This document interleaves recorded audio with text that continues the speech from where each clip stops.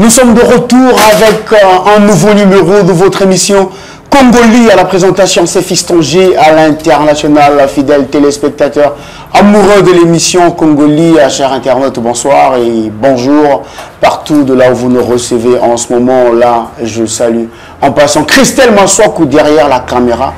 Lui était cette fois-ci de nous bagné invité, na cadre parce que cet homme Bazou Lukaï en ce moment. Bazou Lukaï est un film. Pourquoi Bazou Lukaï? Parce qu'il a eu annoncé un événement qui se pointe d'ici là, dans quelques jours, donc d'ici la fin de ce mois, et qu'on est à Brazzaville là. Mais là, tu kangié quoi. Tu kangié. C'est où tu le comme moi là, tu vas aussi lika. Maswaku, on se retrouve juste après. Let's go! CI Industriel, première société congolaise dans le monde des ascenseurs.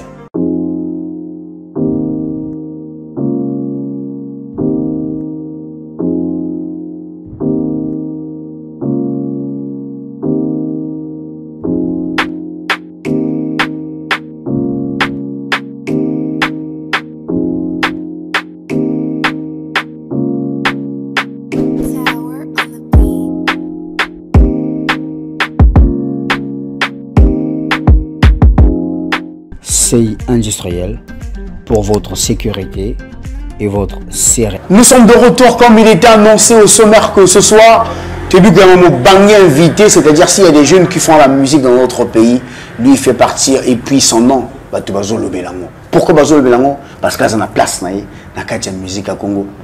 Dans le Basumingité, tu fais un garçon à Moulaya, Fandi Nakiti, bah la lunette. C'est parti, Gucci, bonsoir. International. Danger, Diesel Gucci. Ouais, bah. Oui, il a gardé suspense, bah, tu vas le calmer. Moutango nani on a la yambi. Ouais, Mystique Talaga, bah, moi, et Bélé sans média, Goko tapé, n'avait monsieur, j'ai un problème. Ah ouais. Parce qu'il fallait qu'international. Danger, fidèle téléspectateur, voilà. Rideau de Fongoli, ils ont des Gucci, invité Nabiso. Il y a pourquoi elle est là. Donc avec Gucci, est-ce que tu peux te présenter à nos téléspectateurs? Ouais, c'est l'unité de mesure, le seigneur et Diesel Gucci. L'artiste Nabino, Oba Ebité, musicien, chanteur, chorégraphe. Yaouaba, leader à Ouaba. Déjà, n'a pas un habit que va faire, on va créer charge. Charge toujours. Ce que tu as vu de charge, il y a la responsabilité à la famille ou bien charge à nous. Au moins, la vie, charge à Maramoto. Au moins, le roi, Bisso, Lingaos, mais ça va me pas bien, bien.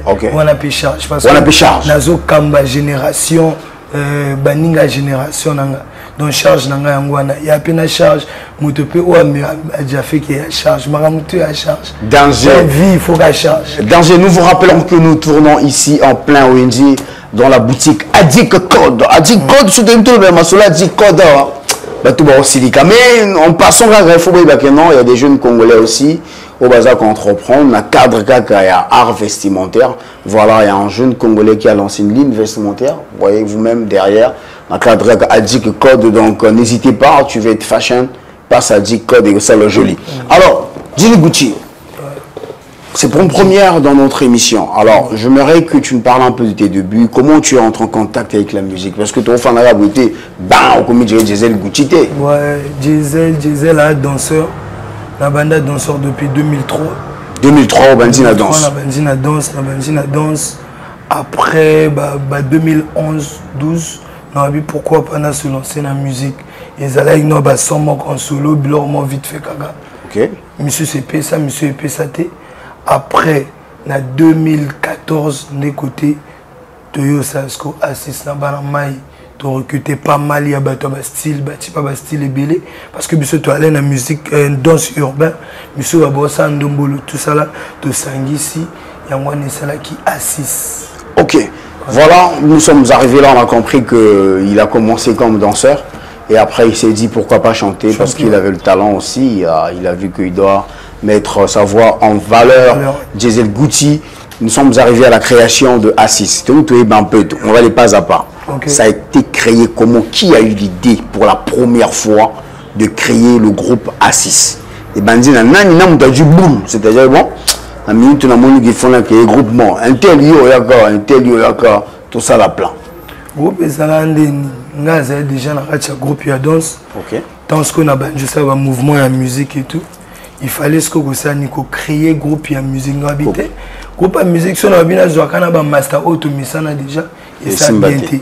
Photo ça peut être bateau, style tout pour tous à la complète. Donc en un mot, on peut dire que c'est toi qui as eu l'idée de créer Bana Assis.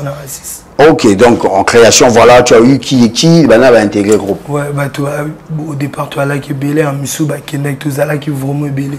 Step le parrain, Jomed, Grâce Wizi, ça qui est vraiment belé. Tant tu créer le groupe, Massamso et Senga qui va bien dans déjà parce que il y a une vision, surtout Tikala qui est autogogo Tikala. Après encore l'homme, tu peux se retrouver à 5. À 5. Ouais. Alors maintenant, quand vous se retrouvez à 5 avec qui et qui? À 5, il y avait Derrick, il y avait Moscou, il y avait Jidas, il y avait moi, il y avait Tidjan. Tidjan, vous 5. Maintenant, parmi les 5 là, qui pilotait les choses? Qui pilotait dans le sens de... Non, mais bon, on a un groupe, c'est vrai. On a un c'est-à-dire, on a un mouvement, on a un chef d'orchestre, on a un président, on a un chef d'orchestre. Ah ouais. Maintenant, ça se passait comment? Il y a Assis ou bien... Assis, il y a équipement, on a une machine. Parce qu'il y a une machine, il y a équipement. Tu travailles, spécialisé dans la top line ou dans yaourt. Ça la flow, monsieur va gratter qui monsieur va créer la structure tout ça là, na beatmaker na monsieur tonique ou na rôle ba azal ko encadreur parce que c'est grâce à lui où tu es vraiment comprendre que il faut structurer ça là, coupler refrain, il faut pont ou ba un bridge, il faut faire ça tout ça là, c'est grâce à lui. Mais créer Maramotu, ça passait par moi, tu vois. Ça passait par toi, ouais. Le responsable du groupe. Et puis je dis, ouais, un tel tu peux chanter, un tel tu chantes pas, un tel, c'est qui bon. Ok, alors le groupe, comme tel, parlant de 5 personnes, a existé pendant combien de temps? Vous avez fait combien de temps ensemble? 5 personnes, bon, tant que commis 5, tu as sous trotté. Vous méritez, hein? Ouais, bon, maintenant, pendant cette période, on a parcours, on a ici. Combien de singles ou combien d'albums? Album où il est toujours disponible, jeunesse. C'est pas mal, il y a un single. Après, tant que tu tournes, il y a un pays Afrique. Nous, il y a un Rozonga, nous avons un Keto. On fit avec l'art. Ok. Maintenant, dans l'album, qui avait plus de chansons que les autres? Ah, moi, je suis fan de découvrir. Il y a un peu Magnon, il y a Bayoka, album Bayoka. Ah ouais, mais parce que ça fait partie de l'histoire. Ça fait partie de l'histoire, qui composait beaucoup, qui composait moins, pour que le public... Mais au Moni Assis, maintenant, on a univers. Il y a des rappeurs dans le groupe, il y a le rappeur, des chanteurs, des animateurs, il y avait tout le monde. Donc maintenant, on a un carona. Après, tout là, ça dépend de la mélodie où il y a style auto bêta. Est-ce qu'un tel il faut yemba? Est-ce qu'un tel il faut bachai? Donc ils ont qui na bongo. Nous on a payé bandim belé et battu tout ba figuraté en tout cas. Ok. Par rapport à la vision ou tout ça qui. Par rapport à la vision. Maintenant, dans l'ensemble, est-ce que ça t'arrive? Tu rappes? Toi aussi tu rappes? Ouais, je fais du tout. Hein. Tu fais du tout. Ouais. À la base, tu es rappeur. Rappeur, chanteur, je fais animer le gros laté, mais animer la sauce à diesel quoi. Moi, ou à baliser. Mais nous, ce que la musique, nous avons un micro bêta.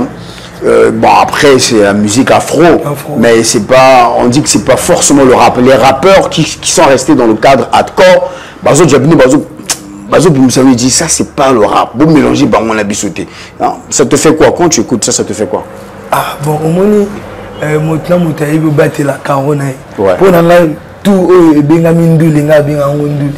rap ou pas, parce que nous, on a la musique, nous avons un chant. Mais ça, moi, techniquement, il y a rap. Ils ont que un rappeur, mais je peux tout faire au fait. Parce que je suis un musicien. Mais au beauté, un tel rappeur, un tel musicien, parce que je peux rapper, je peux tout faire. Donc ce bon cabo là bon a évité bana ba raison na bango mais tout ya gandu danger.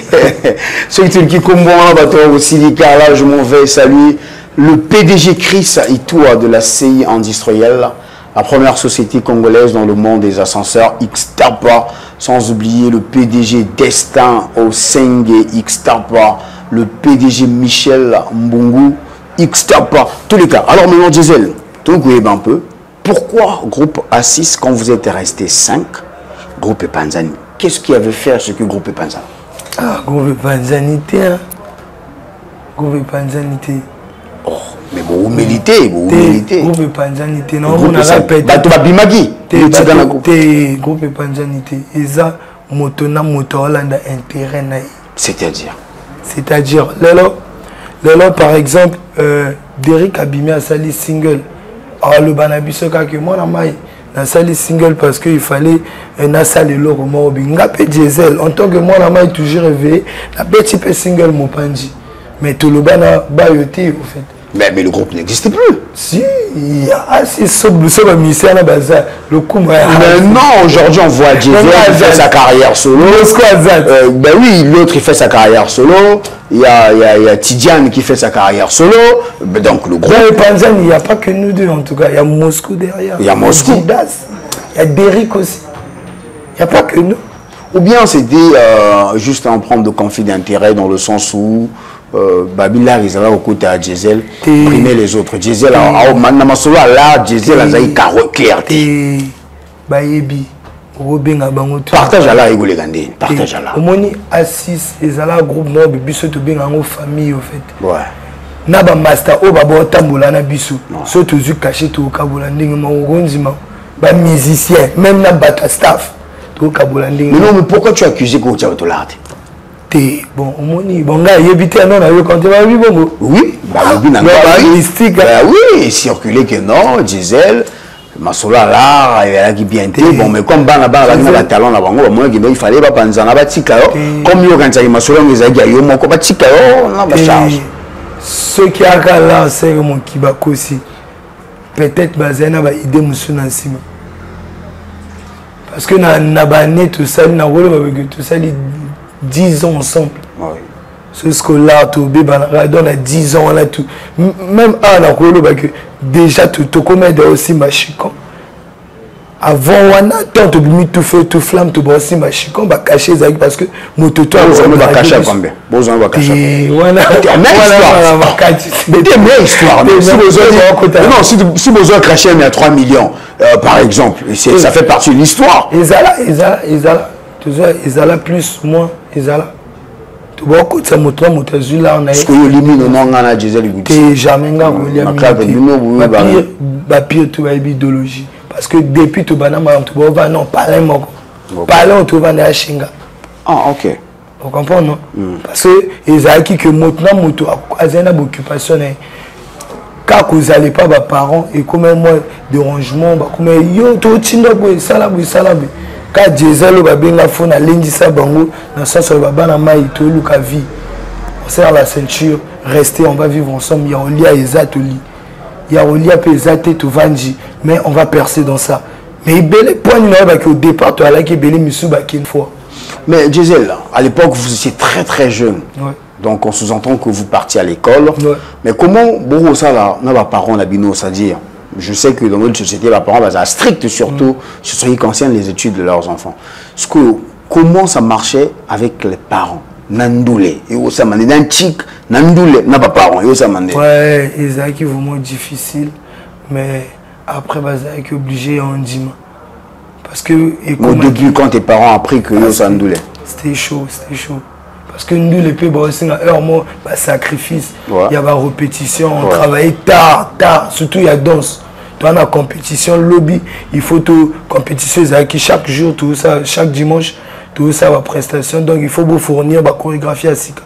Donc tu es obligé de travailler si heure tardive, il faut oser à peine parler, Kangi Palin, au Lalikawana, parce que au cours qui est musique, comme pour moi, vous me père Bimana Tango, à mon aïe, Kiwana, parce que Bakanga qui a la punition, que musique, Zala qui vraiment un problème. Si effort car est-ce que tant au succès là tu veux diesel, est-ce que yo mo diesel au diesel chic bien ou à mon la chic basta, on a une liste na minute danger quoi. Bon chic basta et ça que makambo ya qui est belé il fallait que talanzela mo ko landa mo à fond quoi. Donc makambo est belé il fallait que talanzela mo à fond nyangwa ne pese bon maintenant on sait ngabandeko bossa le quoi ngati ouais linga qui chic faut qu'il chic parce que le col est vraiment important na ba vie na biso même Thibaut et Diesel à continuer à quoi apprendre tu vois. OK. Voilà, bon pour tout dans le monde entier. Moi, tant mon qui est pour comprendre Naza Diesel là, a expliqué bino Ndeni Masole Bandaki, Ndeni Masole Zokendi. Là, je salue en passant Hervé Suprême depuis l'Île-de-France, X-Tap à toi, Staff tu à Paname, côté Bozan là, Osiris Akobo le meilleur, X-Tap à Joe Dacosta la main de Feza, X-Tap à la Bossanité, Princial la bombe à la Sofresh, Lobana Sheina Okunga, Bakalate. Surtout les qui comme moi on va te voir au silica. Alors Gucci, tu dois avancer. Tu dois quoi avancer. On va arriver là pour parler d'un événement d'ailleurs. L'actualité c'est ça. 26, ouais, mais avant de comme on a le 26, avant de comme on a le 26, tout il y a un ça dit public il y a bien. Avant d'aller mon quoi le 26, mais il y a le mon chounou et tu sais mon quoi bon on va demander bien quoi. Alors Gucci. Le jour où ça t'est arrivé, parents et les gens dans la Moutou qui est bandé dans un lieu, font avant la carrière solo. Dans sa maman, en tant que Diesel Gucci, plus question d'évoluer avec les autres, que je reste Diesel, Nabim Sakibo Diesel. C'était à quel moment?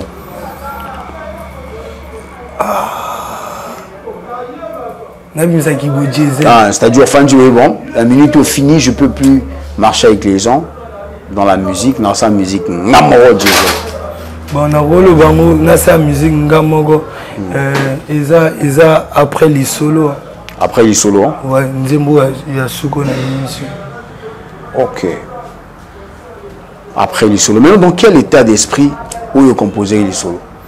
Les solos, la salle à hommage, il y a petit frère Nanga. Parce que tant on te zoko là, c'est vraiment le quoi jumeau Nanga en fait. Tellement il y a l'inga qui chic azala qui vraiment carré dans ma tout à côté à temps tout ça là et puis quand ba mère bazala yé vraiment ça na mbongo il débiso mais tout ça là quand musique danse tout ça là y a nini tout ça parce que ton mère a le ba bonga a parce que mère a no plus de bénédiction ça te galinga ngati mais a ba bénédiction na petit frère nanga qui soit à Koli à famille tout ça. Après, tant à Koufi, mais ndengeni ya Koufi, âge Koutou, nani azuba bon a été donc à aider ma montée au tout mère à bol, on a inspiration ni imbalamoko, il fallait na salamona jeune frère nanga sointement, on a kin feeling les canets imbalamoko tout bêta pour na rendre hommage à ma rambo parents ba le baki na biso. Puis na pia ba jeune mususu force pour nous savons que maloba wani akaponi forger biso bala tango na nzoto te le quoi et ça la magie moko be au vanzi na palais lobi obongité ba mama ba opia biso doa wana bénédiction na poto télémato luka donc il y a na sens wana qui vraiment hommage pour mon petit frère un black ou aba Jojo on a boaka na la fin wana c'est pour lui voilà son âme. Merci beaucoup, ça nous a vraiment édifié. J'espère que paix à son âme, côté Azali, Nzambe a son contrôle et Mouli Monaï. Alors Gucci, Kolonga côté Gucci, t'es quoi qu'à l'élo, t'es en fan en tant que Diesel. Nzembo ni Gucci le gros non, meilleur Nzembo langai, ya tel Nzembo. Nga ponanga au fait ils ont Mokosa parce que ils ont qui performance Mokosa ouais ils ont performance et on te sali pour te tellement au lelo ba le bilana A6 ah ouais il y a Mokosa parce que na sala qu'on avec amour la conviction la foi pe na équipe au tout travailler qui sont ngo ba au pianga toujours motivation salango tango bimi nzembo sali même plus de 7 mois. Et ben, dans Zouate, la mystique a fourmi, mais pas. Nicolo Mbalamo. Et puis si. Donc, Zembouana, dans le bas, vraiment, il y a un monde de Macam. Il y a un monde de Mambo. D'autant que vous savez comment capé la tête. Voilà, voir c'est bon, ok, bon, on le comprend, il est en pleine répétition. À se préparer le 26 au commandant. Donc il y a dans le cadre de régime, on va illustrer le clip. Comme ça, internaute, au monde, de quoi il s'agit de Mukosa. Alors maintenant, si en termes de matériel, qu'est-ce que Mukosa t'a rapporté? Bon, on a qui sacrifice à début. Sacrifice. Et même là, il y a porte et fumwa maki. Ok. La relation yakaki. Après, on essaie qui peut atteindre maturité parce que au Rosalanze, moi, il y a boule à l'obité. Tant que comme il colo, tellement on a pression publique, na hit ça là qui il faut ça la scoba hit que les kayangwana, ni on est salé que toko ma vraiment na travail auto comme non les là ça là parce que c'est grâce à Mukosa qu'on a eu vraiment à travailler dur après. Parce qu'il fait tout ça, on Mukosa. Après Mukosa, qu'est-ce qui était sorti? Après Mukosa, on a sorti Nanou, Ngachio Avuma, on a sorti pas mal de morceaux, beaucoup de sons en tout cas. Ok. Maintenant, Gucci, est-ce qu'aujourd'hui, face à la caméra, toi, tu peux nous affirmer que la musique paye? Bien sûr. Ah ouais? Ah ouais? Ouais.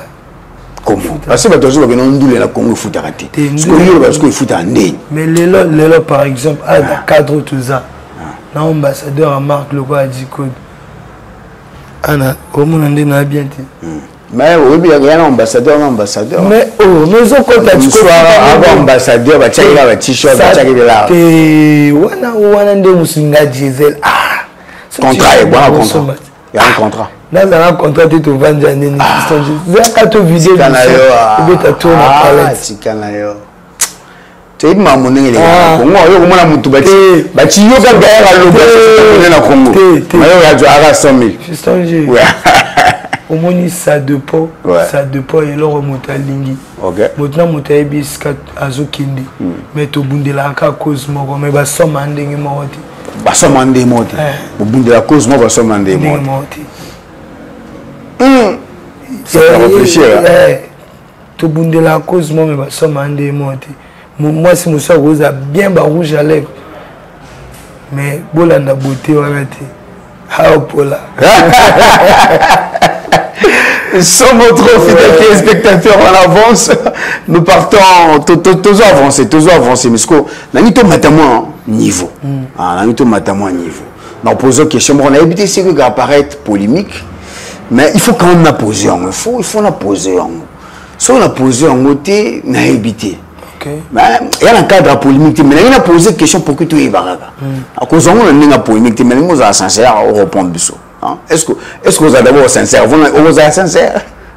On a un ami qui bien. Ok.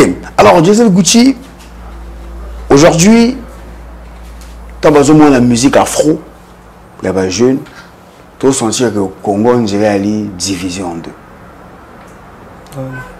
Gucci a un chargement, soit à gauche ou à droite. Mais encore un autre élément qui était proche de toi, il n'est même à charge moroboué. Mais autrefois, vous étiez très proche. Très, très proche.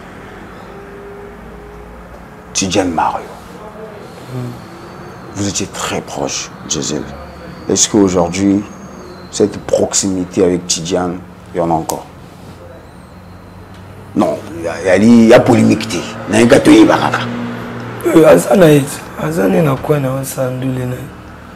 Ok. Est-ce qu'aujourd'hui vous êtes toujours proche ou bien il y a l'éloignement total ou bien il y a cassure carrément? Non, il y a vision, il y a deux visions. Wow. Donc, maintenant, moto, Luca. Mais moi je parle en termes de relation. Ensemble. Vous avez vécu longtemps ensemble. Ouais. Ok. Aujourd'hui, les gens disent, je ne sais pas, ceux qui ont la cadre de rumeur, je ne confirme rien, mais toi tu es là, devant nous, pour le Babiso. Autrefois, les lois le courant ne passe plus d'appels, plus de ceci. Ouais, on a pété un vrai. appelle les alatés, mais maintenant, comment se fait-il, Jézène, quelqu'un qui était si proche de toi, un bon frère, que vous avez bataillé ensemble, vous avez traversé des galères ensemble, il y a eu des bons moments et des mauvais moments, mais quelqu'un qui était si proche, bon, à un niveau, aujourd'hui, que vous n'ayez plus des relations, que s'est-il passé pour que Jézène Gouti... Non, il y a le bingé. Ah, ok. On a relation pour que tu yeba, public yeba, n'a yeba, ni les canaux entre Jézène na Tidiane. Timing, il y a eu ce mon côté, au fait. Moi, il te coûte à 3. Moi, il te coûte à 3. Il y a elle, ça m'a ramené, puis il ça m'a ramené. Mais avant, bon, quand même, il y avait des coups de fil qui se passaient. Bah, Joe, comment, mon corps, tranquille. Vérité, n'a un numéro, on était, mais toi, on a un problème. Ah, Gucci. Il y a vérité, n'a un numéro, on était, mais toi, on a un problème. Mais un master là. Ouais. Ah, quelquefois, de regretter vos rapports. C'est-à-dire, amitié aux agnans. Complicité aux agnans, on attend la cara. Ça t'arrive, bon, regretter master, on dit, ah, on a cantine master, ah, master. Et là, on m'a baisé, il y a fierté parce que, non, le babuque, na salaire, bah, choix, bah, tout le monde a ma bêté, en tout cas. Na salaire, bah, choix, il y a bah, produit, moi, bien, oh, là, et ils ont payé ça, m'a ramené. Au salaire, bah, choix. Bah, choix, ouais. Donc, il y a un salaire, choix, là. Oh, mais, est-ce à boire, un bâtard? Ah, au salaire. Ah bon, puis il a bien, tu coûtes 2 fois dans la compétition, dans la boîte de nuit en tout cas. Ok. Le frère il danse bien. Pourquoi pas Aya quoi intégrer na master ou tout ça. Na quelques Lucas Cochier. Tu yo kutanga moi na mai biso toi na groupe il faut comme tout ça là menga na go commenter par rapport à ba pride tout ça là parce que azana makamwa ba problème na ko kotate na tika mondo tout ça là ngabité frère. Je te rassure que Simba viens avec nous. On va faire des choses ensemble. Après, que moi, avec mes parents, c'est chaud, tout ça. T'inquiète, moi, j'ai la piole. Tu vas vivre avec moi. On va faire des trucs. Et puis, il fallait tout ça, nous sommes regrettés. Okay. Pour moi, au fait, il y a les 5 moments. Il y a que bateau, moto. Il faut pas s'en dire, est-ce que tu vois que bateau, moto, bébé, c'est bien? T'es motaro bébé ça moto t'es so moni lelo que un tel en a quoi c'est que tu yébé leur tout ça là yé pas yébini na lininga pe na lininga lingi motaro ça et leur t'es n'y moni que na koloba na komi même na 9 mois on a les canaba médiaté au fait parce que moi je trouve la page web na biso et ça mo ça là bien mais et comme il aura là ba parti pris en tout cas et comme il aura que il y a sa page pour appuyer information mais ça fan intel. Je préfère rester dans mon coin, communiquer avec ma page. Souvent, je dis que ce n'est pas fort. Il y a la communication. Mais tellement on a mis une trop, je pense que c'est déjà. Il y a déjà mon nez pour Nangana, on a vu que l'information, alors que les autres comme ça grave, les Internet. Les Internet, les autres comme ça grave. Ouais, Internet, oui, c'est vrai, mais au moins, il y en a là, il y a là, parler na bango na bangomba ya talanga ya likolo kuna na seki batangomba tia coach na Facebook a créé moi page ce que a mofinga bato créer bien information moi le kuta ko manquer bato ba respect mais mamba communication a ebina muti azani innocent mais comme bien l'internet mutu torma danger bon c'est regrettable et j'espère que ça va changer. Bazana ba raison la bango pousse bango oui ba tout ça on la vitesse yango ani comme ça va tout ba musique rapide ba musique rapide comme like ça va ba défense c'est belé ah ouais ouais mais soko bete la bateau maboko bo bete la bateau maboko na hypocrisie yango nezo luka que bateau ba ko be ko tribucher qui mais bozo boya ko assumer.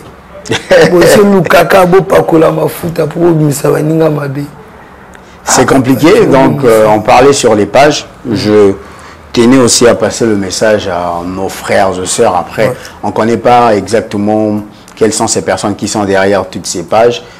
Surtout ils ont cette facilité-là de s'attaquer aux gens comme pas possible. Vous comprenez. Ils ont journalistes, nos chroniqueurs. Mon fond rapage non pas encore attaqué bateau. Je pense que c'est pas ça. C'est pas ça. Beau essayer quoi améliorer. Je sais que bateau monsieur non ngai naza pro X, naza pro Z, naza pro Y. Mais en termes d'information, je vous informe que moi, Fiston J, je suis l'attaché de presse de Roga Roga Missile. Et je suis son maître de cérémonie officielle. Donc il ne faut pas que cela vous échoque. C'est un artiste. Ouais. Tel que Gucci est là, tu as le droit d'avoir un attaché de presse. Ouais. Où ensemble, on travaille pour la communication. Lorsque ce Gucci n'est pas jusqu'à ce qu'on ait un membre attaché d'un membre de communication, ça c'est le péché. Gucci, il y a un musicien. Il y a un musicien. Il y a un Fiston J, il a une capacité. Bon, il y a un J, il faut comme attaché de presse. Dans la communication, ensemble de réfléchir, répondre au booster image. Bon, ma bé, excusez. Mais ce que depuis qu'on m'a attaché de presse à Roga, maman n'a vu nos sommes. Ça dit que ça une page spéciale. Répondre à vos filles. Retourne jamais à stade Massamba, débat aux filles. Zéro moukat. Virus, moi je fais mon travail. Mais les gagnes. Vous comprenez quoi. Alors, Gucci, toujours avancé. Avant de commencer, on va parler du Parlement. Parce que là, que même sur les là, il me disait Gucci là, ils ont parlé du Parlement. Babillé déjà. Tout comment là, babillé. Alors maintenant, je disais, pourquoi les gens aiment souvent opposer avec ton autre frère là? Pourquoi? Pourquoi? Parce que la unité de mesure, il y a musique, il y a carrière. Pourquoi? Bon, au moins,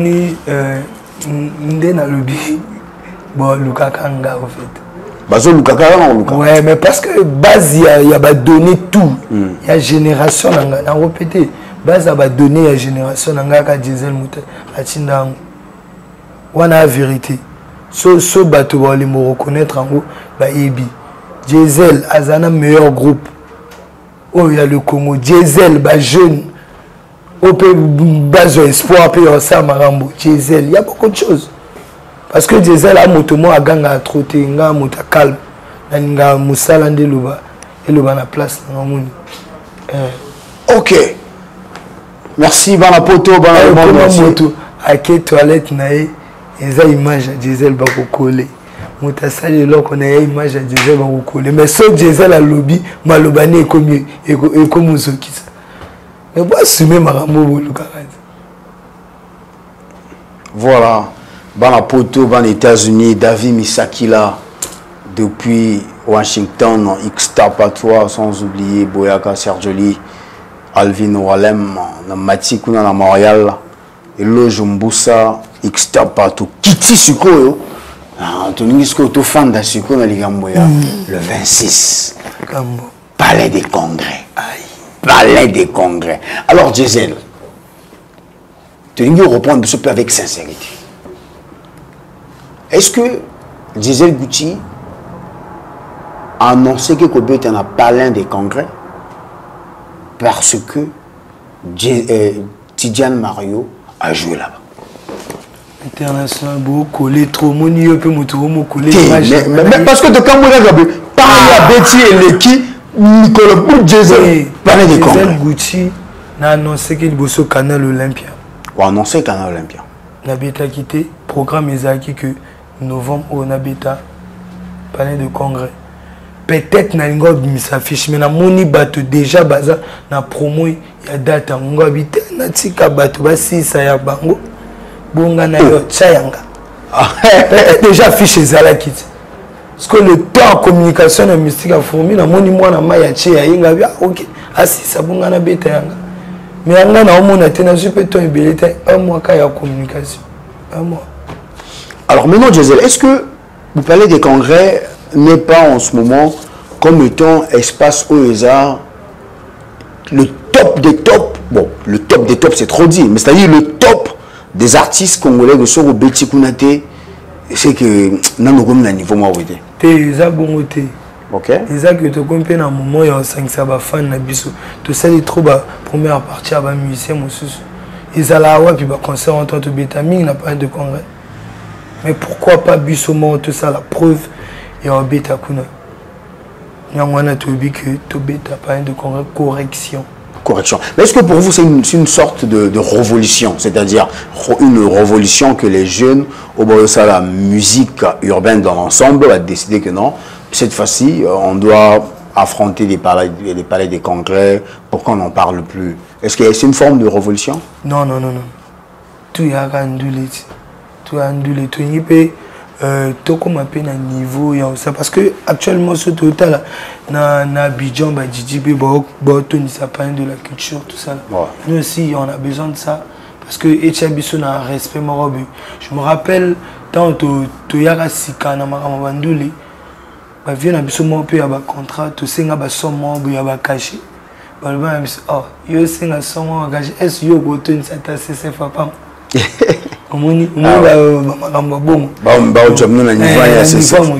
faut tout ça, moi, preuve pour ématiciser peut-être tout y a caché, budget quoi. Alors, maintenant, certaines personnes ne croyaient pas que Diesel va jouer ce 26 au Palais des Congrès. Ouais. Est-ce que, de par cette émission, Diesel, tu peux nous confirmer, rassurer à tes fans que le 26 novembre, Diesel va jouer au Palais des Congrès?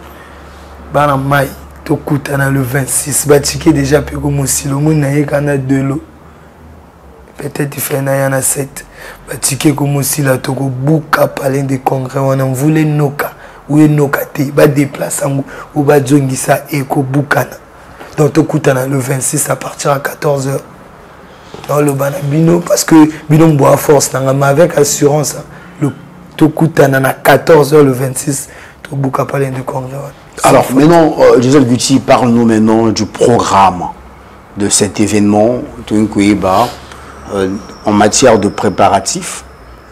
Tu es déjà arrivé à quel niveau? Est-ce que tu es au point pour le 26 ou tu penses que tu n'es pas encore au point, il te faut encore quelques jours pour travailler? Non, je suis déjà au point. Nous avons travaillé depuis Kala. Ok. On a préparé déjà depuis Kala. Parce que nous avons depuis Kala. Mais tellement que date, on a mis en novembre, on a banane travaillé tout déjà, ils sont au point. Tout le monde est là le 26 c'est Coca.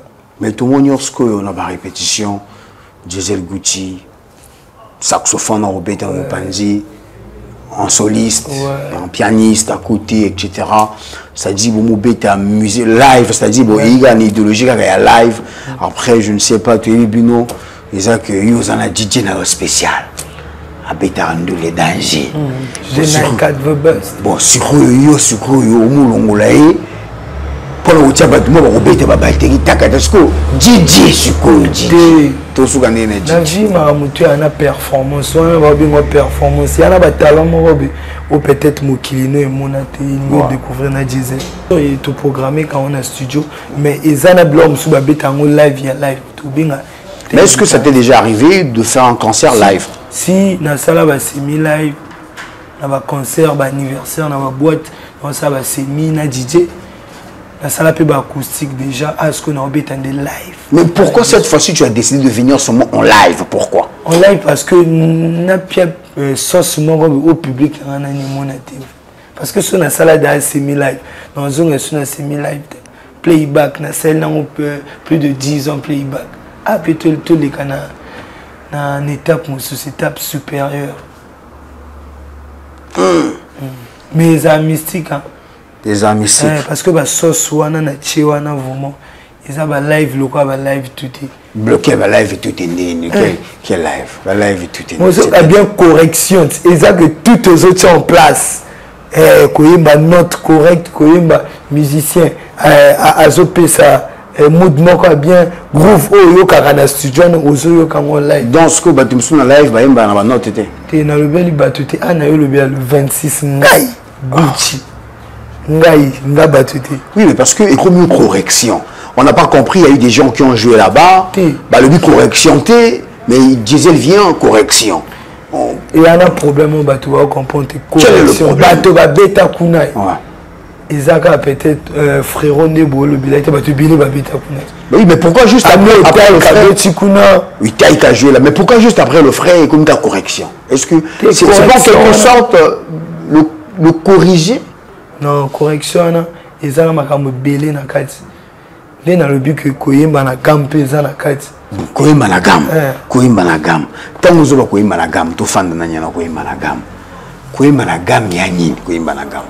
Mais cousin non, c'est la justesse. Ouais, merci. Ah, il fallait qu'on a le babuma international, il y a vraiment Mikili. Ah, on avait fait ça tombe. Bouti. Dans la bâtiment, bah, on va être en doula, on va être on a été au fait. Non, il y a une grande musique, non? Dans la bâtiment, on va être en doula, on va être en et quoi ça, pourquoi pas? Ah ouais? Mais on a évité. Et quoi ça? On a le bapon en tout cas. Madame, tu es bien. Correction, peut-être correction. Correction, on a quand même belé na kati. Non, il y a bien un carton. Novembre, évidemment, on a correction. On a makambo tout. Parce que na moni que bateau va s'engager à copa mai. Tout bien maman bidon. Ah, voilà. Bah s'engager à copa mai. On a bien bidon. Bidon. En fait, na vandi na au moni. Bah au moins aux images na ngaba kola on avait internet le quoi clou nous marobi. Mais bah il ben ni bon mana simate. Ah, Gucci. Est-ce qu'on est sûr que vraiment tu as un vrai son à live? Et que bimane tu as un orchestre typique à Bandombeli Bitara, ou que tu as un son à live ou pas automobile qui a un son à Kilombo ou il y a un bongiste ou ce qui est wapi ou sûr tu vraiment au même se faire un Kilombo vraiment. Dans la musique urbaine. Vous sentez que la sonorité, vraiment, il y a libanda, flow yamboka. Donc, na koyo beta ki lombote ou ta musique na guitare. Parce que nous le ah, Jésus là, on a sonné qui lombo. Wangati. Wana ima ngafati, ngande sonorité bien, ba corps bien déjà dans une équipe moko. Il y a bien Arsenal, il y a Simao, ils ont accompagné. Ok. Alors maintenant, est-ce qu'il y a des gens, des musiciens, qui ont prévu, il y a participer à un concert, il y a accompagner en quelque sorte? Ouais, on a invité tout ça la musique. On a invité les Tinani par exemple. Bon, on a surprise. Surprise le 26. Mais ils ont vraiment.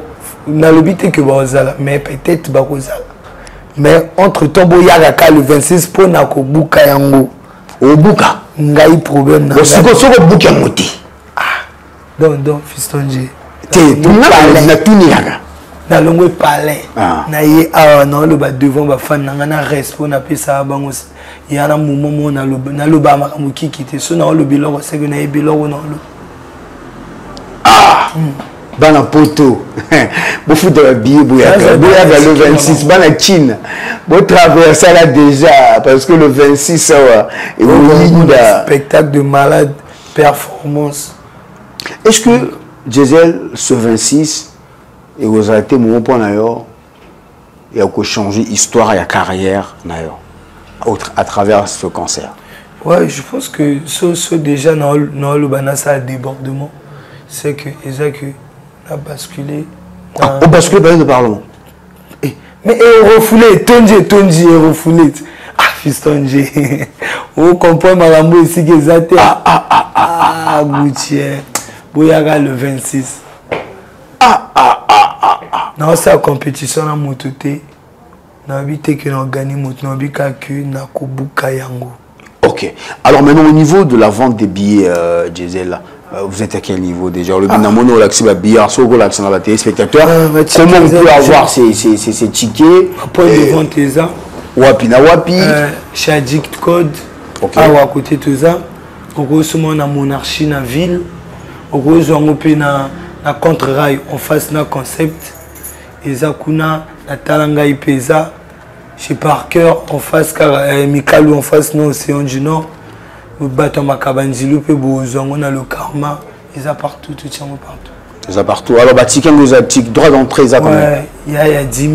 Il y a 10 000, 10 000 les années VIP? VIP, ouais. Et puis, il y en a quel ticket, Moussoussou? Il y a 3 000. Un ticket à 3 000. Un ticket standard, pour la battu tout. 3 000.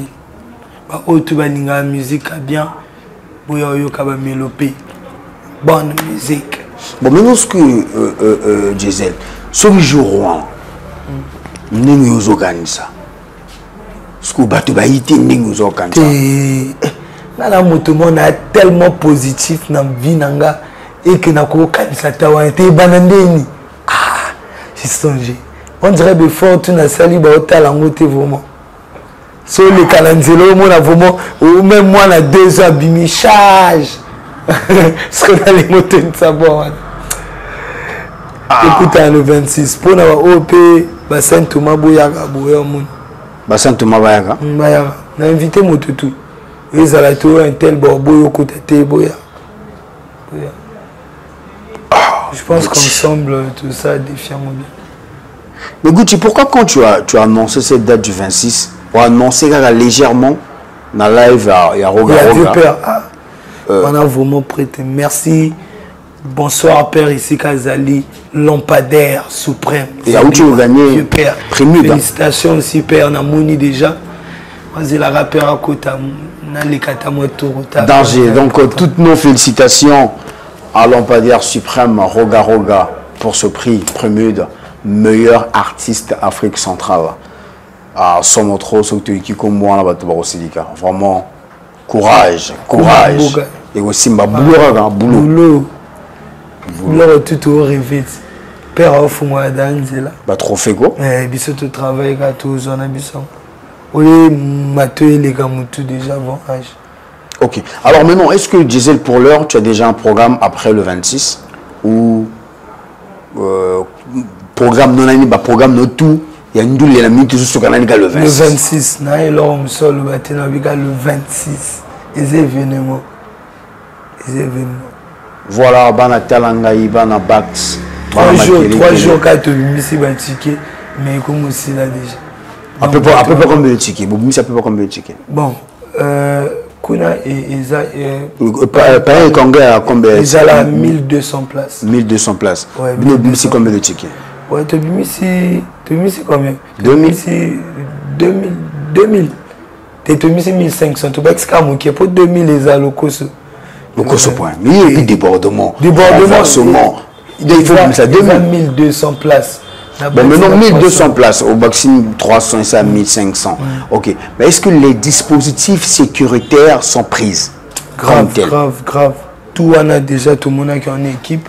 Donc pour nos parents, pour banger la banalité, sécurité, ils allaient vraiment assurer. Tout ce moyen, tout pour nos motos, tout il y a bien à Djonga bien. Ok. Mais il faut vraiment faire attention. Hein, ouais, parce que généralement, des artistes prennent des dispositions pour recevoir des gens à l'entrée et puis à la sortie, ça devient... Non. Pour ça, bah, s'inquiéter, tout vraiment, ils ont déjà en place. Danger, dans la poteau, dans le monde entier, amoureux à émission Congolia, au bazar de partout, Angelos depuis Montréal, manager, extirpatoire, surtout qui comme moi, Patoir aussi dit que le vie était dans les anabassi, dans petit lieu, c'est-à-dire Batum Soubaleki Bamote. La sœur Nangaï, Karine Njongo, 2 fois, t'es grand prêtre et mère. Nous en a parlé, on a monté quoi. Alors Gucci, nous sommes arrivés quasiment vers la fin de notre interview. J'espère qu'on aura encore une autre occasion de t'avoir à nouveau pour que tu développes après événement. Ouais. Voilà, maintenant on a eu petit chaos, on a un mot de la fin et puis qu'on remercie staff, qu'on remercie tout, qu'on passe sous message na batu ya charge. Ouais, Naningo le bara merci na ba fan autour bazo soutenir nga ba continuer ko soutenir nga ya grâce na bino que tozo meka ko réaliser maramba bien. Bo continuer toujours ya puis puissance wane to tombola bo continuer tombola. Je dis un grand merci à l'équipe nanga tout Anthony Syriac, Stéphane Migas, Beat Malga, Baïbele bino tout ba waba sim na PC bino mbote. La PCP champion Kola Liko Fali Bende bureau et puis on peut monter la PCP tout monter rendez-vous n'est pas manqué le 26. Je répète le 26. Oui, Waneza concert. Il faut préciser l'heure le 26 à quelle heure? À 14h, à partir de 14h tout Kangi déjà salon. Dans ce 15h vous risquez de rater place. Donc tout coûte à 14h biso tout à wana. Ouais, sûr que le concert est vraiment à 14h. Le concert il faut un temps parce que tu il faut jouer le temps savourer bandim boire trop les playlists à moulai. Faut tout banda temps payer pour tout si ça pas attend quoi. OK. Donc tout coûte à le 26 bobo sanate ba chikada disponible beaucoup cause moi et pas dichi beaucoup zongo na concept on fasse na concept ba chike pesa kuna. Voilà, fidèles téléspectateurs, nous sommes arrivés au terme de votre émission Congolie. Mais nous ne pouvons pas se séparer sans que nous puissions remercier toute cette grande équipe. Notamment ce soir, nous avons mon ami, mon frère, El Maswak Christo. C'est ma caméra, sommes trop, on a besoin d'être l'adoré Foutika. Je salue Glishangeli, le caméraman sous-marin, Souli, Suleiman, de l'autre côté. Nabosani était Ursandresse, la fille la plus pélasse, c'était citronnelle. Voilà, vous allez tellement ébélé. Teddy Master, Teddy le boa webmaster depuis Paname, Xtapatois aussi, champion de poids lourd doudou, Beretta, Netina Film, Xtapatois, il y a Serge Ambeto, Pierre Vuer, Petit, le biété. Voilà, quoi, Nabosani était Vieux Boris Malier depuis Pont-Noir. Xtapatois aussi, Pierre Vieux et à Claver, les caca, on est dans un film, surtout qui comme moi, Bateau, Bakou, Silica, même nous ne pouvons pas terminer aussi sans remercier, voilà, le PDG Jason Ovaga qui nous a reçus dans sa boutique, il était moi, je suis déjà. Besoin jeu quoi, on est dans un film beau consommé. Voilà, tu as dit, la mamboka. Vous sentiez finition danger, finition benza, danger. T-shirt benza, vrai chéri, il y a vrai benza quoi. Sans trop. Nelly Kemi, papillon rouge, Xtapatois, mais tu coup, tu as sans que tu remercies papa Nabiso. Papa Moté, maman, mon papa Bisso dans nos autres côtés. Papa Nabiso, Jean-Dominique Okimba, Moranzambe, dans le biais Monsieur Sili.